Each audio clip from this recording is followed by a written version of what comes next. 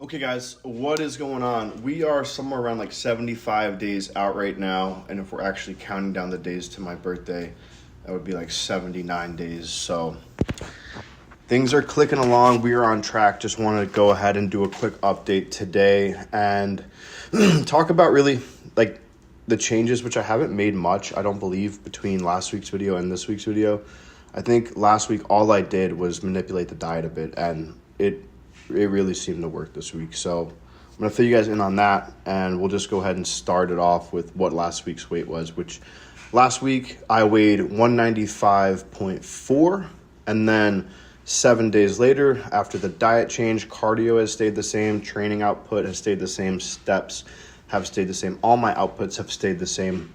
I am now 192.8. I'm realizing last week, though, that I did add in T3 August 22nd, so I added that in about 8 days ago. So I do believe that's a 2.6 pound loss, 195.4 to 192.8, 2.6 pounds. I would say the T3 probably has some contribution to that, but I believe the diet really is what has been the main driver. And I want to get into exactly what I did with the diet. Everything else has stayed the same. PEDs, 400 testosterone, 60 tren, 350 masteron, no orals. Retatrutid's at 4 milligrams per week. Arimidex is 0.3 milligrams Monday, Wednesday, Friday. HGH is 6 IUs per day. So, excuse me, I just ate, and I think I'm still salivating because that meal was really good. Now, the diet changes that I made last week. So I went from my previous diet, at least my training day diet, was 278 protein, 280 carbs, 59 fat, which is 2,834 calories. Last week, I switched to this diet, which is the current diet that I'm on, and I didn't do a rest day diet. On my rest days, I ate the same exact diet. So my rest days were actually even lower carbs than this and lower calories. But I said, you know what? This makes more sense to me. And then what I did was I took the fats that I was eating, I reduced them by about 30 to 40%, which about 19 grams it totaled out to be. And then I just shifted those calories and put them as carbs. So the calories are pretty much the same, but I'm at 271 protein, 338 carbs. So that's 58 more grams of carbs that I'm eating per day. And then 40 grams of fat. That's 19 less grams of fat I'm eating per day. The calories are actually a little bit more. It's 2,890 calories. Previously, it was 2,834 calories. So it's 66 calories more that I'm eating. But I dropped 2.6 pounds. And that's why I want you guys to understand that it's not all about calories in, calories out. It's about what your body actually can benefit from. And if you watched the last video that I dropped, the anabolic diet, the best diet to build fat and to burn fat and build lean muscle, watch that video because I go through a full explanation of why this actually works a lot better than just having fats. And there's not a big benefit to having more fats than you really need in a diet, even for naturals. I explain all that in that video. So the current diet, I did reduce the fats, and I'm eating a lot more carbs. And what I've noticed this week is even though I did drop 2.6 pounds, my training performance has not gone down by any means. I've actually probably felt overall better in the gym. I felt strong. I didn't feel like I was getting weak on anything. Is my appetite up a little bit? I would say it is up slightly. I'm a bit more hungry with less fats in the diet, but I'm not starving or craving anything. And I even did have a free meal last weekend too. I had some steak, I had some rice, plantains, some beans, some spinach, and then I even had some empanadas. And then I actually had some sugary candy and a Ninja Creamy for my very last meal of the day, and that worked out great. So even with a cheat meal, like a cheat meal, free meal, off-plan meal, and eating more on average, more calories, I was able to lose 2.6 pounds. My training performance is great. My look I'm liking the way I'm looking.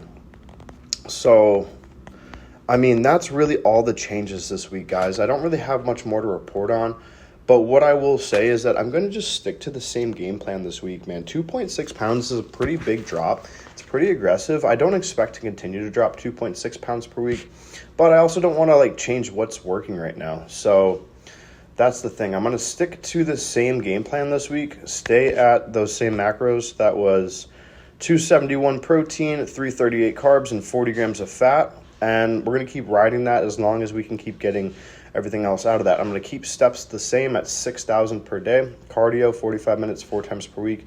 Training 5 days a week.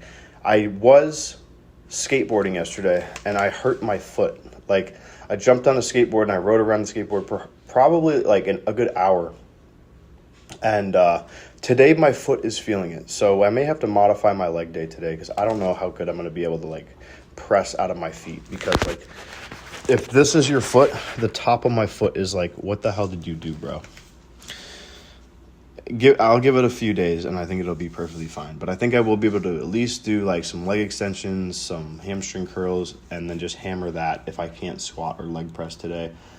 Maybe some RDLs, we'll see. That might not be a good idea. But we'll see what I'm able to get done today. What else? Anything else new? Nothing really too much else outside of that to report on. I did switch. I guess one change that I did make last week was I dropped the trend from I was at 120 and I dropped to 60. And I actually do kind of want to speak on that a little bit.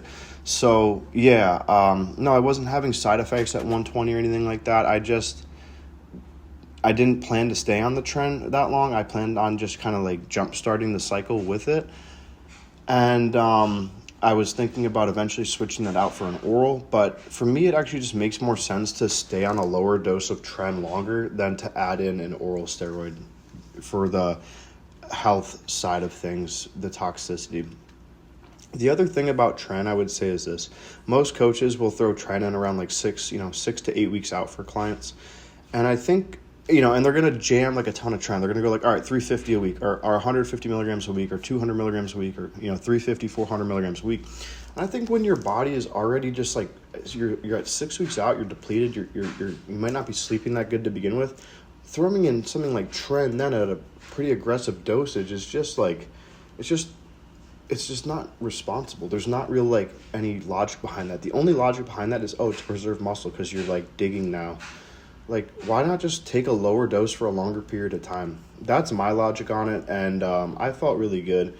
And I also think this, like, if you're used to a lower dose when you can have a bit more food, then as you get down into those 6 week out periods, and I'm not competing, once again, I'm not doing a show, but once you get down into those like final stretches of prep when things suck, you're already used to it. You're not throwing like a fucking wrench into a machine and just seeing what the hell happens. You're like kind of already used to it by that point, and you could probably stay on a low dose. It doesn't take much. So I will say with tren, like, respect that shit.